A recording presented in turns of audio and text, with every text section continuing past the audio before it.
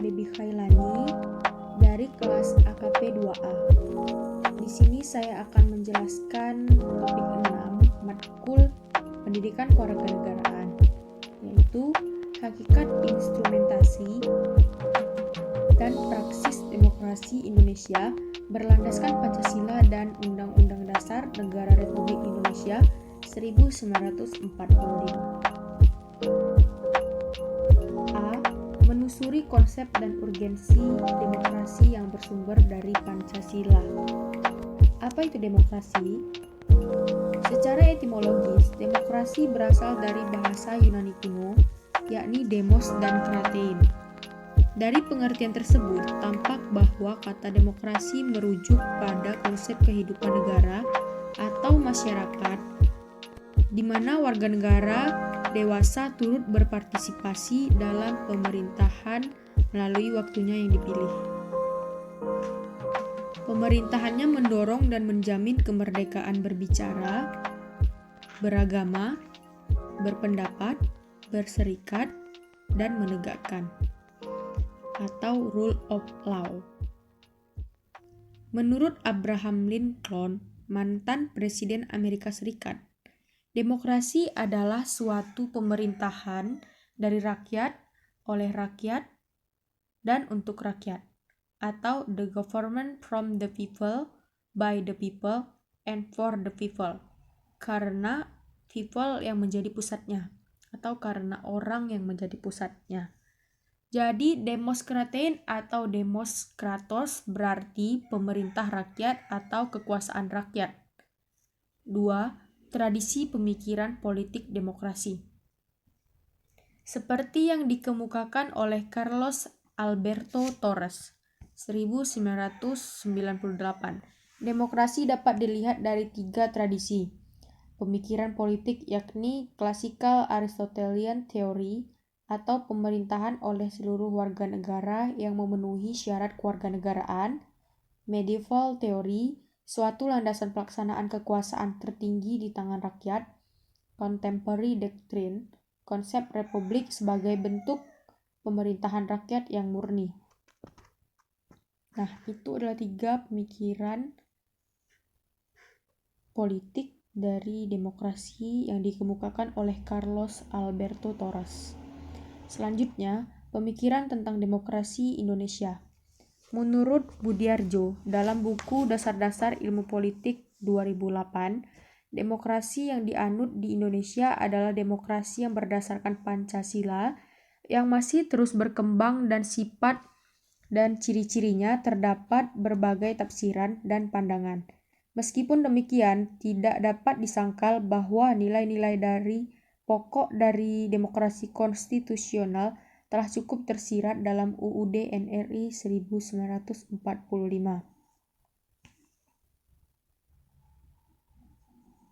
Menurut Mohatta, kita sudah mengenal tradisi demokrasi jauh sebelum Indonesia merdeka, yakni demokrasi desa. Demokrasi desa atau desa demokrasi merupakan demokrasi asli Indonesia yang bercirikan 3 hal, yakni 1. Cita-cita rapat, 2. Cita-cita masa protes, 3. Cita-cita tolong-menolong. 4.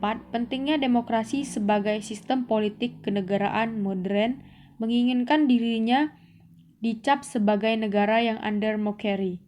Pentingnya demokrasi sehingga menjadi pilihan banyak negara yang lebih baik guna mencapai bernegara, yakni kesejahteraan dan keadilan rakyatnya. Diperlukannya demokrasi yang bersumber dari Pancasila. Kita masih menyaksikan sejumlah persoalan tentang kelemahan praktik demokrasi kita. Beberapa permasalahan tersebut yang sempat muncul di berbagai media jejaring sosial adalah 1. Buruknya kinerja lembaga perwakilan dan partai politik, 2. Krisis partisipasi politik rakyat, 3. Munculnya penguasa di dalam demokrasi. Secara spesifik, penyebab rendahnya partisipasi politik tersebut adalah karena pendidikan yang rendah menyebabkan rakyat kurang aktif dalam melaksanakan partisipasi politik. dan tingkat ekonomi rakyat yang rendah dan partisipasi politik rakyat. Nah, jadi penyebab rendahnya partisipasi politik tersebut diakibatkan karena pendidikan yang rendah, tingkat ekonomi rakyat, dan partisipasi politik rakyat yang sangat rendah. Selanjutnya, C. Sumber historis, sosiologis, dan politik tentang demokrasi yang bersumber dari Pancasila. 1. Sumber nilai yang berasal dari demokrasi desa. Paham kedaulatan rakyat sebenarnya sudah tumbuh sejak lama di Nusantara di dalam Minangkabau. Misalnya, pada abad 14 sampai 15, kekuasaan raja dibatasi oleh ketundukannya kepada keadilan dan kepatutan. Tradisi demokrasi asli Nusantara tetap bertahan sekalipun di bawah kekuasaan feodalisme raja-raja Nusantara.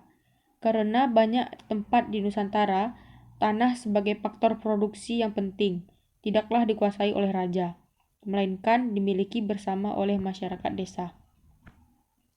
2. Sumber nilai yang berasal dari Islam.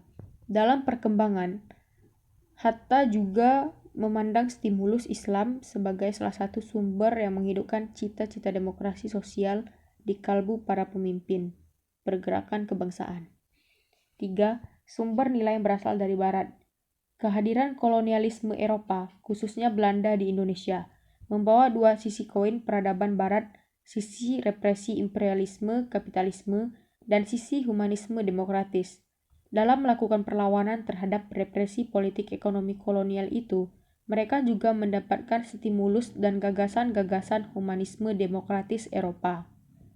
Budiarjo 2008 menyatakan bahwa dari sudut perkembangan sejarah demokrasi Indonesia sampai masa Orde Baru dapat dibagi dalam 4 masa, yaitu masa Republik Indonesia I berlangsung dari tahun 1945 sampai 1959.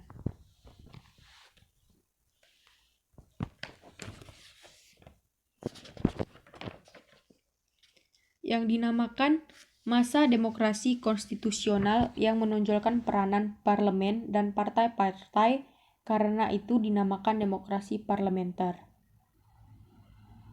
Masa Republik Indonesia II berlangsung dari 1959 sampai di 1965, yaitu masa demokrasi terpimpin yang banyak penyimpangan dari demokrasi konstitusional yang secara formal merupakan landasan dan penunjukan betapa aspek demokrasi rakyat.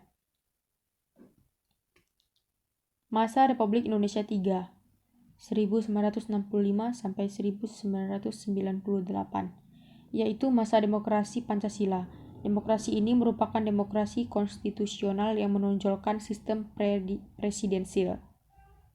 Masa Republik Indonesia keempat 1998 sampai di sekarang, yaitu masa reformasi yang menginginkan tegaknya demokrasi di Indonesia sebagai korelasi terhadap praktik-praktik politik yang terjadi pada masa Republik Indonesia III. Selanjutnya, D. Dinamika dan tantangan demokrasi yang bersumber dari Pancasila. Kita dewasa ini dapat kita amati dari fungsi dan peran lembaga permusyawaratan dan perwakilan rakyat menurut UUD NRI tahun 1945, yakni Majelis Permusyawaratan Rakyat atau MPR, Dewan Perwakilan Rakyat atau DPR, dan Dewan Perwakilan Daerah atau DPD. 1. Majelis Permusyawaratan Rakyat atau MPR. Amandemen UUD 1945 dilakukan pula terhadap ketentuan tentang Lembaga Permusyawaratan Rakyat, yakni MPR. Amandemen UUD 1945 dilakukan pula terhadap ketentuan tentang Lembaga Permusyawaratan Rakyat, yakni MPR. Sebelum dilakukan perubahan, MPR merupakan lembaga tertinggi negara.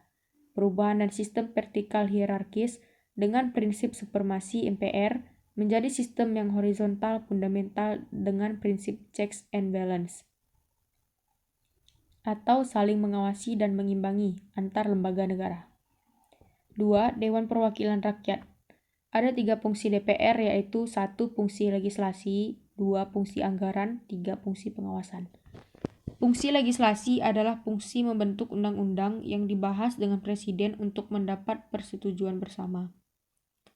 Fungsi anggaran adalah fungsi menyusun dan menetapkan anggaran, pendapatan, dan belanja negara bersama presiden dengan memperhatikan pertimbangan DPD. Fungsi pengawasan adalah fungsi melakukan pengawasan terhadap pelaksanaan UUD NRI tahun 1945, undang-undang dan peraturan pelaksanaannya. 3. Dewan Perwakilan Daerah. Menurut pasal 22C 1, anggota Dewan Perwakilan Daerah dipilih dari setiap provinsi melalui pemilihan umum. 2. Anggota DPR dari setiap provinsi jumlahnya sama, dan jumlah seluruh anggota DPR itu tidak lebih dari 1/3 jumlah anggota DPR.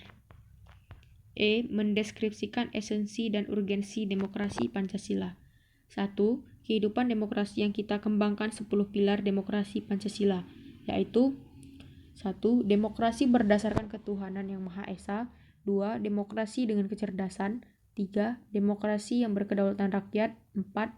Demokrasi dengan rule of law. 5. Demokrasi dengan pembagian kekuasaan. 6. Demokrasi dengan hak asasi manusia. 7. Demokrasi dengan pengadilan yang merdeka. 8. Demokrasi dengan otonomi daerah. 9. Demokrasi dengan kemakmuran. 10. Demokrasi yang berkeadilan. 2. Pentingnya kehidupan demokratis. Sebagai negara yang demokratis, apabila di dalam pemerintahan tersebut, rakyat memiliki kesempatan untuk berpartisipasi dalam pembuatan keputusan, memiliki persamaan di muka hukum, dan memperoleh pendapatan layak.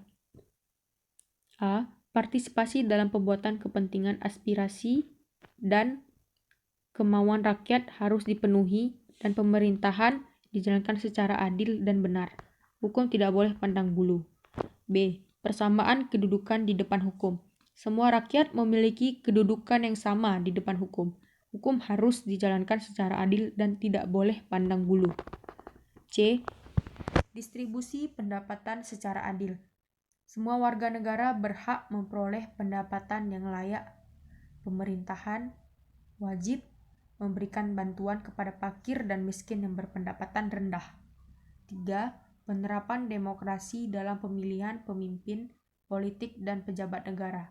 Berdasarkan sistem demokrasi yang kita anut, seorang pimpinan itu harus beriman dan bertakwa, berilmu, terampil, dan demokratis. Sekian dari penjelasan saya. Saya akhiri. Wassalamualaikum warahmatullahi wabarakatuh.